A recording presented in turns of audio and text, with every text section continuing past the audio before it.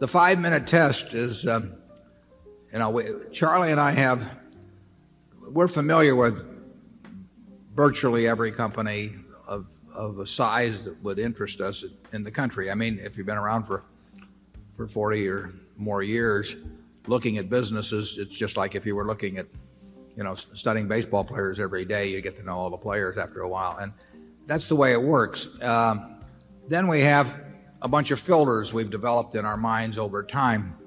We don't say they're perfect filters. We don't say that those filters don't occasionally leave things out that should get through. But they're efficient.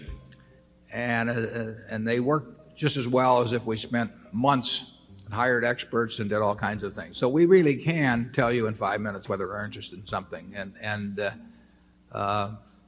We had never owned shares in FlightSafety, but we've been familiar with the company for at least 20 years, wouldn't you say, Charlie? Sure, I had a partner who bought a lot of it. 20 years ago. Yeah. 20 years ago. Yeah. But that's true of almost any business. And we've got a fix on what we don't understand, and then we don't care to know any more about them, particularly, although we'll pick up a little as we go along maybe. And then the ones that we're capable of understanding, we've probably gotten about as far as we'll get already. So we do know in 5 minutes. Now, when we do something with FlightSafety, before the purchase and even for somewhat a little after the purchase, I'd never set foot on a piece. They have 40 or so training centers around the world. I never set foot on one of them. I never been to their headquarters. We never looked at a lease. We never look at title of the properties. I mean, we don't do all of those things. And I will say this, to date, that's never cost us a penny. What costs us money is when we misassess the fundamental economic characteristics of the business. But that is something we would not learn by what people generally consider due diligence.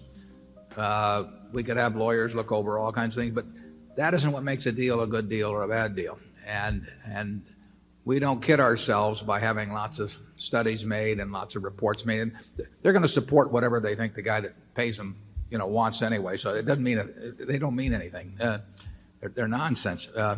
But we do care about being right about the economic characteristics of the business, and that's one thing we think we've got certain filters that tell us in certain cases that we know enough to assess, and then we make some mistakes.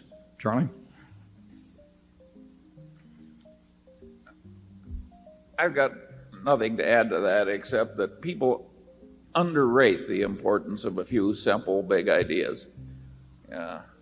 And I think that to the extent Berkshire Hathaway is a didactic enterprise, teaching the right systems of thought, I think that the chief lessons are that a few big ideas really work. I think these filters of ours have worked pretty well. And because they're so simple. Yeah, I think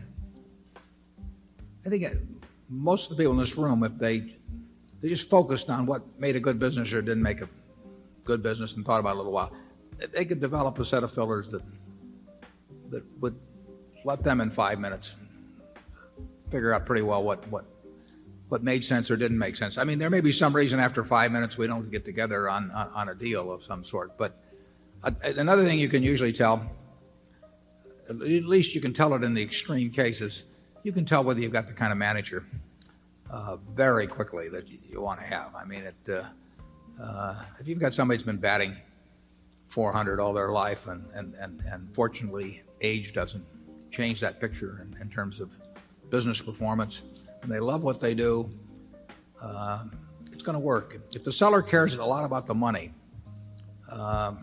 you're probably not going to make a very good deal. I mean, if their real interest is is what they're going to do with the money, they may fall out of love or have less interest in their business subsequently. We love working with people who are just plain nuts about their businesses. It works very well, and you can usually spot that. Now, having said that, we'll have a few people figuring out how to fake that attitude, when they try and sell us some piece of junk here. But Charlie says we can we can get conned by some guy with a green eye shade, and a low rent office and all that, but we won't get taken in by the guy with the suede shoes.